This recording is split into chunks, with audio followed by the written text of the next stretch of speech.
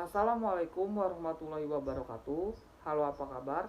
Perkenalkan, nama saya Azril Iqbal Hidayat dari kelas 1A1 D3 Akuntansi 2021 dengan NIM 01010582125005 dengan mata kuliah pengantar manajemen dengan dosen Ibu Dr.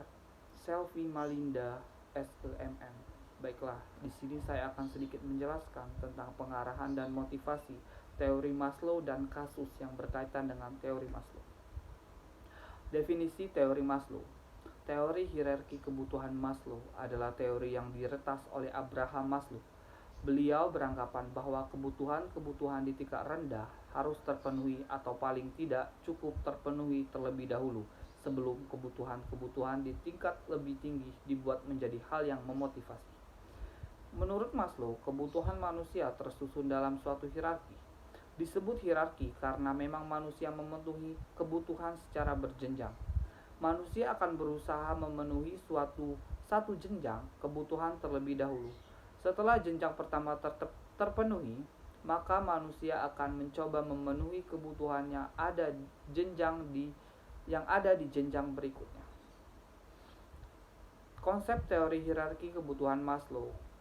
Konsep hierarki kebutuhan landasan ini bermula ketika Maslow melakukan observasi terhadap perilaku monyet.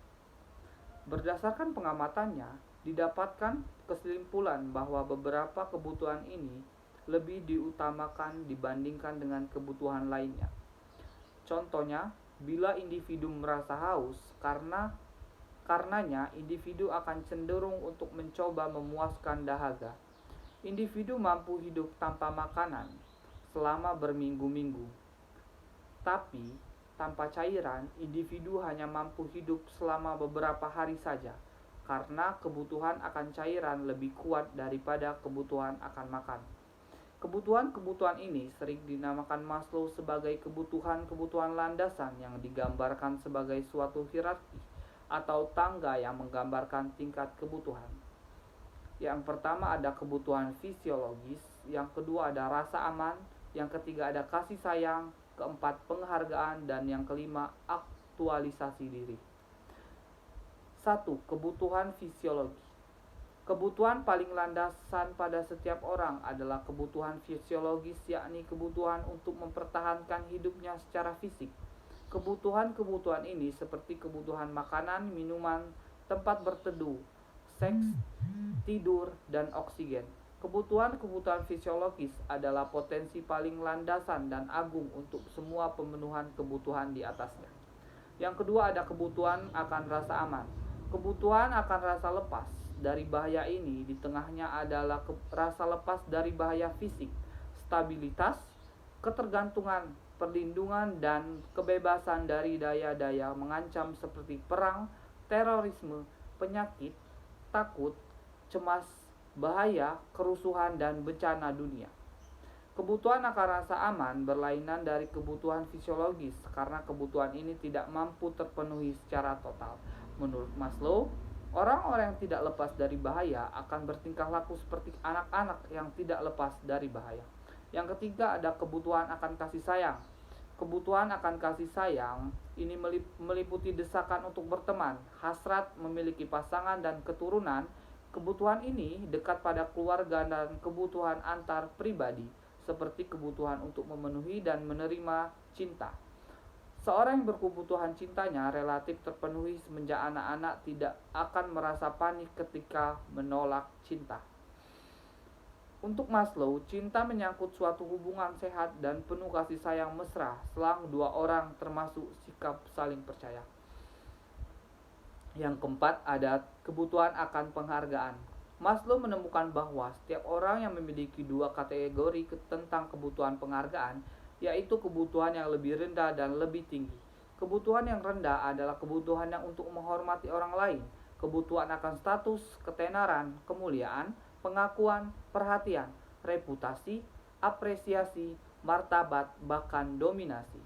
Kebutuhan yang tinggi adalah kebutuhan akan harga diri, termasuk perasaan, keyakinan, kompetensi, prestasi, penguasaan, kemandirian, dan kebebasan. Sekali manusia mampu memenuhi kebutuhan untuk dihargai, mereka sudah siap untuk memasuki gerbang aktualisasi kebutuhan, aktualisasi diri. Kebutuhan paling tinggi yang ditemukan Maslow. 5. Kebutuhan akan aktualisasi diri. Kebutuhan aktualisasi diri adalah kebutuhan yang tidak melibatkan keseimbangan tanpa melibatkan hasrat yang terus-menerus untuk memenuhi potensi.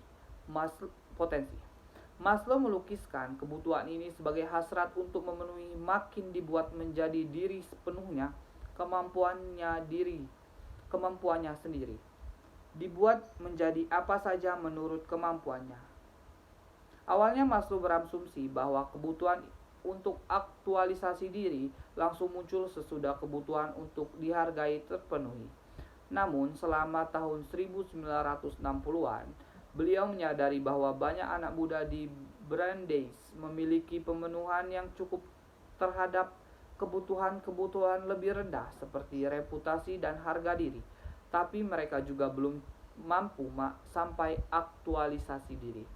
Baiklah, contoh kasus. Dipecatnya Apple, karyawan ini diklaim akibat ungkap pelecehan dan diskriminasi di perusahaan.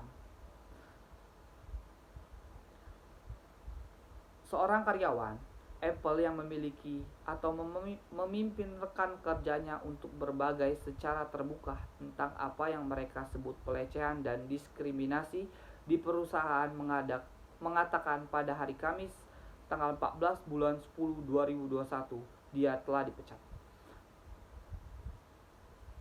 Jeanette Paris, seorang manajer program Apple, mengatakan perusahaan pembuat iPhone itu memberitahunya pada Kamis bahwa dia telah diberhentikan karena menghapus materi pada peralatan ke media. Peralatan perusahaan saat ini, dia sedang diselidiki karena menghapus materi pada peralatan perusahaan. Maksud saya, menghapus pada peralatan perusahaan saat dia sedang diselidiki atas bocornya informasi perusahaan ke media. Seorang karyawan Apple yang memimpin rekan kerjanya untuk berbagi secara terbuka tentang apa yang mereka sebut pelecehan dan diskriminasi di perusahaan mengatakan pada hari Kamis tanggal 14 bulan 10 2021 dia telah dipecat. Jeanette Paris, seorang manajer program Apple, mengatakan perusahaan pembuat iPhone itu memberitahunya pada Kamis bahwa dia telah diberhentikan karena menghapus materi pada peralatan perusahaan saat dia sedang diselidiki atas bocornya informasi perusahaan ke media. Dia mengatakan pada Reuters menyangkal membocorkan informasi. Paris mengatakan dia menghapus aplikasi yang berisi rincian keuangannya dan informasi pribadi lainnya sebelum menyerahkan perangkatnya ke Apple sebagai bagian dari penyelidikan. Paris mengatakan dia yakin dipecat karena aktivitasnya di tempat kerja. Bagi saya, ini jelas merupakan pembalasan atas fakta bahwa saya berbicara tentang pelanggaran yang terjadi oleh majikan saya, kesetaraan gaji, dan secara umum tentang kondisi tempat kerja kami. Apple mengatakan pada hari Jumat tanggal 16 bulan 10 2021 mereka tidak membahas masalah tertentu karyawan. Bulan lalu, 2 karyawan Apple mengatakan kepada Reuters bahwa mereka telah mengajukan tuntutan terhadap perusahaan tersebut ke Dewan Hubungan Tenaga Kerja Nasional. Para pekerja ini menuduh Apple melakukan pembalasan dan menghentikan diskusi tentang gaji di antara karyawan. Apple mengatakan mereka sangat berkomitmen untuk menciptakan dan memelihara tempat kerja yang posesif dan inklusif dan merespon semua kekhawatiran dari karyawan yang serius. Hukum di Amerika Serikat melindungi hak karyawan untuk mendiskusikan topik tertentu secara terbuka, termasuk kondisi kerja, diskriminasi, dan upah yang setara. Selama musim panas, karyawan Apple dan mantan karyawan memulai merinci di media sosial apa yang mereka katakan sebagai pengalaman pelecehan dan diskriminasi. Paris dan beberapa rekannya menerbitkan cerita di